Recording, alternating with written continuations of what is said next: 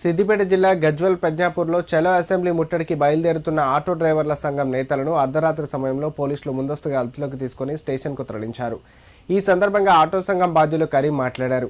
ఎన్నికల సమయంలో కాంగ్రెస్ ప్రభుత్వం ఆటో డ్రైవర్లకు ఇచ్చిన హామీలను తక్షణమే అమలు చేయాలని డిమాండ్ చేశారు.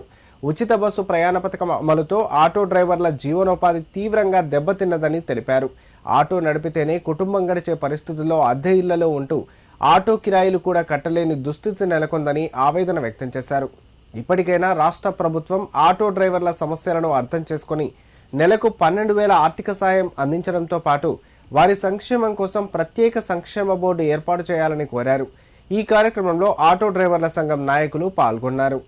ఈరోజు రాష్ట్ర ప్రభుత్వం అవలంబిస్తున్న కార్యక్రమాలని మేము తీవ్రంగా ఖండిస్తున్నాము. ఎందుకంటే మాకు గతంలో కాంగ్రెస్ ప్రభుత్వం వచ్చినప్పుడు మాకు కొన్ని హామీలు ఇవ్వడం జరిగింది. హామీలు ఏంటంటే మాకు సంక్షేమ బోర్డు, అలాగే సంవత్సరానికి 12,000 చొప్పున ఇస్తామని చెప్పడం జరిగింది. కానీ రాష్ట్ర ప్రభుత్వం వచ్చిన తర్వాత మాకు ఎలాంటి సౌకర్యాలు లేవు. ఈ ఫ్రీ బస్ పెట్టిండు, మళ్ళా ఇస్తామనేది కాకుండా ఫ్రీ బస్ పెట్టి మాకు అనేక ఇబ్బందులకు గురి చేస్తున్నారు కాంగ్రెస్ ప్రభుత్వం. అందుగురించే ఈ రోజు రాష్ట్ర వ్యాప్తంగా అసెంబ్లీని ముట్టడి చేద్దామనే కార్యక్రమం భాగంగా మేము వెళ్తుంటే మమ్మల్ని ఈ రోజు పోలీసు వారు అర్ధరాత్రికే మమ్మల్ని అరెస్ట్ చేసి తీసుకొచ్చి పోలీస్ స్టేషన్ లో పెట్టడం జరిగింది. ఎంత పోలీస్ స్టేషన్ లో ఏం పెట్టినా గానీ మేము యుద్ధాన్ని ఆపము, దీన్ని కొనసాగిస్తాము అని చెప్పేసి మేము Gajwel auto union, Pragnapur auto union వంటి డ్రైవర్లము రాష్ట్ర ప్రజలందరికీ మేము పిలిపిస్తున్నాము. ఖచ్చితంగా రేపు భవిష్యత్తులో ఇలాగే ఈ ఆటో డ్రైవర్ల పట్ల కనికరం లేకుండా ఇట్లా చూస్తే మరి పెద్ద ఎత్తున ధర్నాలు కానీ రస్తారోకులు కానీ చేస్తామని హెచ్చరిస్తున్నాం.